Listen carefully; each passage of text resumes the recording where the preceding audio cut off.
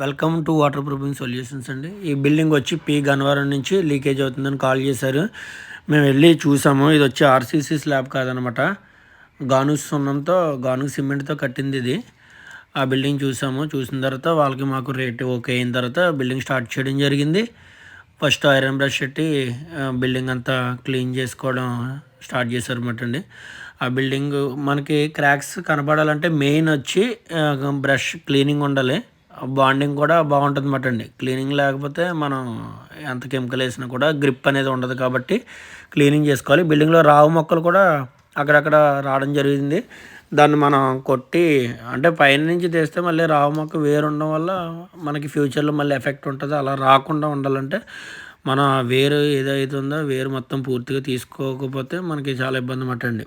అది తీసుకున్న తర్వాత ఆ వేరు అనేది బయట తీసేశారు. తీసిన తర్వాత మొత్తం బిల్డింగ్ అనేది ఒకసారి ఐరన్ బ్రష్ పెట్టి మొత్తం క్లీన్ చేసుకుని, అలా క్లీన్ చేసుకున్న తర్వాత మనం వాటర్ పెట్టి కడుక్కోవాలన్నమాట అండి. అది కడిగిన తర్వాత డ్రై అయిన తర్వాత మనం ఆ క్రాక్స్ కటింగ్ చేసుకోవాలి. క్రాక్స్ అనేవి మనం విగురు కటింగ్ చేసుకున్న తర్వాత సీలెంట్కి ముందు లాటెక్స్ పెట్టమన్నారు కస్టమరు. మేము వచ్చి ఈ బిల్డింగ్ మనకి క్లీనింగ్ అయిపోయిన తర్వాత కటింగ్ చేసుకుంటాం. కటింగ్ మిషన్ అయితే హ్యాండ్ కటింగ్ మిషన్ అయితే కటింగ్ చేశారు. విగ్రు కటింగ్ చేసుకున్న తర్వాత మనం అప్పుడు లాటెక్స్ చేస్తే, లాటెక్స్ ఏమో కింద దీనికి ఆల్రెడీ ఫ్లోరింగ్ చేయడం వల్ల కింద మదర్ స్లాబ్ ఉన్నది. ఆ స్లాబ్కి ఈ స్లాబ్కి మధ్యలో లాటెక్స్ వెళ్తే కొద్దిగా గ్రిప్ ఉంటుందని కస్టమర్ అడిగారు. అడిగిన తర్వాత మనం అట్లానే చేస్తామట అండి. వీళ్ళకి కూడా చేసిన తర్వాత పైన మనం సీలింగ్ పెట్టామటండి. క్రాక్ విగ్రు కటింగ్ చేసుకోవాలి. క్రాక్ ఇలా ఓపెన్ అయిన తర్వాత మనకి లిక్విడ్ వెళ్తుంది కాబట్టి క్రాక్ అనేది కటింగ్ చేసుకోవాలి. చేసుకున్న తర్వాత మనం లాటెక్స్ కోటింగ్ అనేది స్టార్ట్ చేసామటండి. చిన్న చిన్న క్రాక్స్ ఉంటాయి, ఎయిర్ క్రాక్సే కదా, వదిలేస్తే మనం కోటింగ్తో కవర్ అయిపోతాయి అనుకుంటారు. అది మళ్ళీ ఫ్యూచర్లో ఎఫెక్ట్ అవుతుంది. ఎందుకంటే లాటెక్స్ కోటింగ్ చేస్తాం కాబట్టి అది ఫ్యూచర్లో ఎక్స్పెండ్ అవుతుంది. కాబట్టి మనం లాటెక్స్ వేసుకున్న తర్వాత పియూ పెట్టుకోవాలన్నమాట అండి. పియూ పెట్టడం వల్ల ఏమవుతుందంటే ఇంకొంచెం లాటెక్స్ చూసారు అట్లా వేసిన తర్వాత ఆ హోల్స్లోకి వెళ్తుంది, ఆ క్రాక్స్లోకి.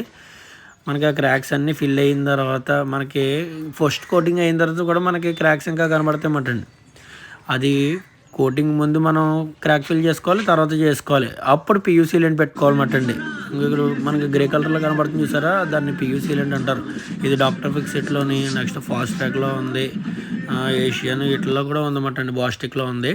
అవి పెట్టుకున్న తర్వాత మనం రూఫ్ సీల్ అనేవి 2 కోట్స్ వేస్తామట అండి. 2 కోట్స్ అనేది రూఫ్ సీల్ వేయడం జరిగింది.